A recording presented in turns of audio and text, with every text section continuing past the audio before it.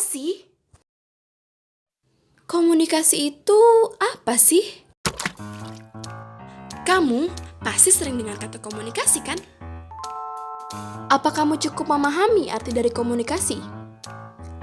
Ruang lingkup komunikasi itu luas loh. Mau tahu? Ikut aku yuk!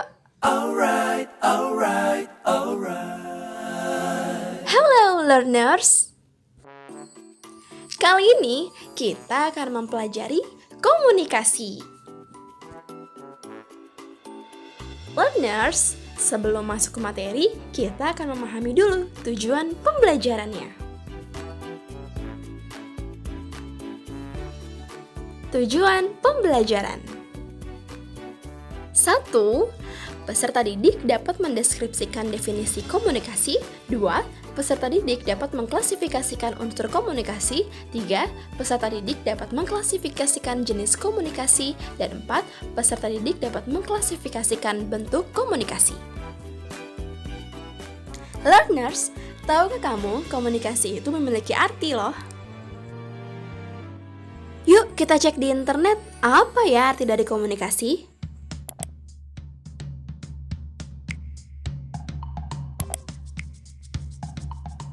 Menurut Kamus Besar Bahasa Indonesia, komunikasi diartikan sebagai pengiriman serta penerimaan sebuah pesan atau berita dari dua orang atau lebih agar pesan yang dimaksud bisa dipahami. Sedangkan menurut filsuf Yunani yaitu Aristoteles berkata bahwa komunikasi adalah siapa yang berbicara, siapa yang mendengarkan, dan apa yang dibicarakan. Komunikasi ini sangat penting loh learners, terutama untuk manusia sebagai makhluk sosial. Untuk dapat berkomunikasi dengan baik, kamu harus mengetahui unsur komunikasinya terlebih dahulu. Hai Jack, apa sih unsur yang pertama? Hai Fit, unsur yang pertama adalah komunikator. Yang pertama adalah komunikator. Sebagai salah satu unsur dari unsur-unsur komunikasi, komunikator dapat dipahami sebagai orang yang membawa dan menyampaikan pesan. Dalam komunikasi sendiri, komunikator itu memiliki peranan yang sangat penting untuk menentukan keberhasilan dalam mempengaruhi komunikan atau penerima pesan. Unsur yang kedua adalah pesan. Pesan sebagai salah satu unsur dalam unsur-unsur komunikasi dapat dipahami sebagai materi yang diberikan oleh komunikator kepada komunikan. Pesan dapat disampaikan oleh komunikator dalam berbagai cara, misalnya saja melalui kata-kata, nada suara,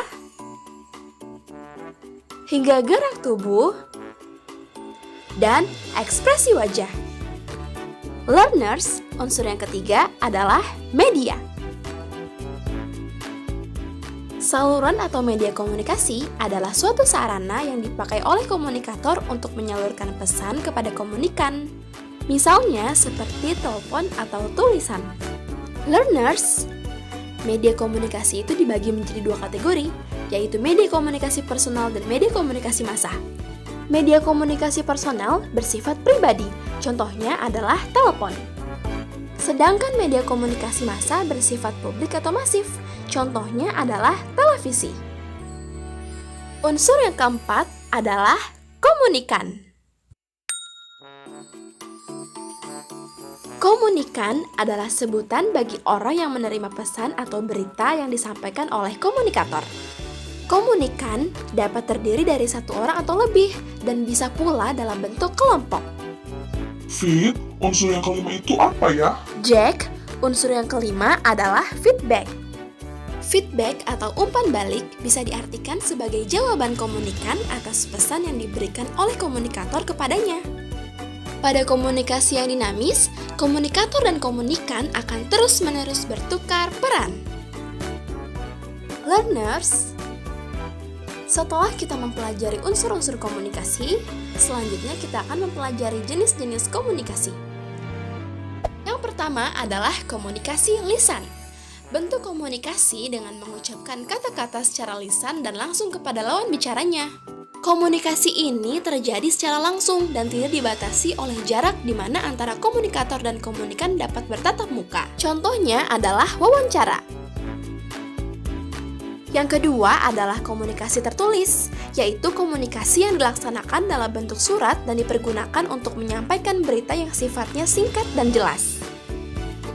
Kegiatan surat menyurat ini biasanya dilakukan melalui pos, email, dan telegram. Apa yang selanjutnya akan kita bahas? Kita akan membahas tentang bentuk-bentuk komunikasi. Yang pertama adalah komunikasi intrapribadi, yaitu komunikasi yang terjadi dalam diri dengan diri sendiri. Hal ini sering terjadi ketika seseorang melakukan proses persepsi, yaitu proses ketika seseorang menginterpretasikan dan memberikan makna pada objek yang diterima oleh panca inderanya. Yang kedua adalah komunikasi antar pribadi. Komunikasi ini diartikan sebagai proses pertukaran makna orang-orang yang saling berkomunikasi.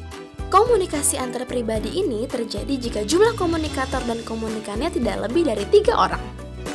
Komunikasi ini dapat terjadi secara langsung, bertatap muka, atau melalui media komunikasi.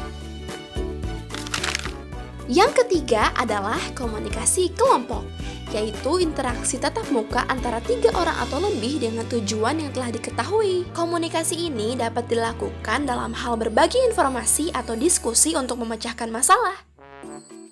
Yang keempat adalah komunikasi publik. Komunikasi ini disebut juga komunikasi kelompok besar karena melibatkan komunikasi halayak yang relatif besar dan sulit untuk saling mengenal secara dalam satu persatu. Contoh dari komunikasi ini adalah berpidato.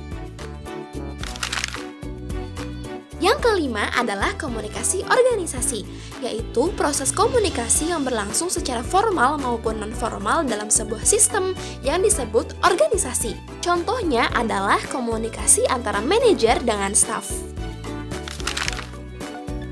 Yang terakhir adalah komunikasi massa, yaitu komunikasi dengan jumlah komunikan yang paling banyak dan tersebar dalam lingkup geografis yang luas. Komunikasi ini menggunakan media sebagai alat bantu. Contohnya adalah siaran televisi. Beberapa hari yang lalu saya memposting konten narasi newsroom. Terima kasih. Semoga bermanfaat.